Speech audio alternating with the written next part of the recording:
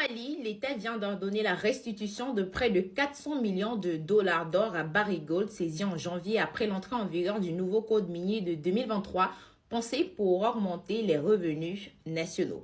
Alors, ce qui va désormais compenser les 3 tonnes d'or saisies par l'État malien après le litige qui opposait l'entreprise canadienne au Mali. Alors, une situation qui intervient quelques temps après qu'un accord stratégique ait été trouvé fin novembre dernier. Alors, Barrick a réglé ses dettes envers le trésor public. Les poursuites contre ses dirigeants sont abandonnées et les menaces d'arbitrage international ont disparu. Alors, désormais, les tensions ont été apaisées, les investissements sécurisés et le complexe Loulo-Gounkoto, qui est un pilier vital qui pèse plus de 70% de la production aurifère du pays, est maintenu en activité. Alors, la situation entre l'entreprise canadienne Barrick Gold et le Mali a démontré quelque chose de très fort. Désormais, personne ne s'amuse avec les intérêts du pays parce que le gouvernement ne laissera pas faire.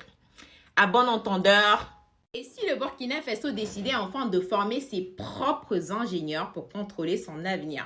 Alors, le pays vient d'annoncer la création d'une académie technologique de haut niveau installée sur 60 hectares à Pabré, au nord de Ouagadougou.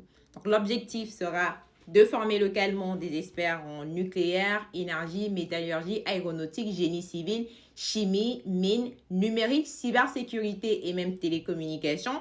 Un projet stratégique porté par la vision de développement endogène du président Ibrahim Traoré dans le cadre de l'initiative présidentielle pour l'éducation de qualité pour tous. Alors, fini la dépendance aux compétences importées. Le Burkina Faso veut bâtir sa souveraineté technologique et industrielle avec ses propres cadres. La première phase dédiée aux études et à la construction de ces infrastructures académiques et sociales représente plus de 37 milliards de francs CFA qui seront entièrement financés par le budget de l'État 2025. Alors, c'est un projet validé en Conseil des ministres le 17 décembre dernier et qui pourrait bien marquer un tournant historique pour l'éducation, l'innovation et l'indépendance du Burkina Faso, mais aussi pour la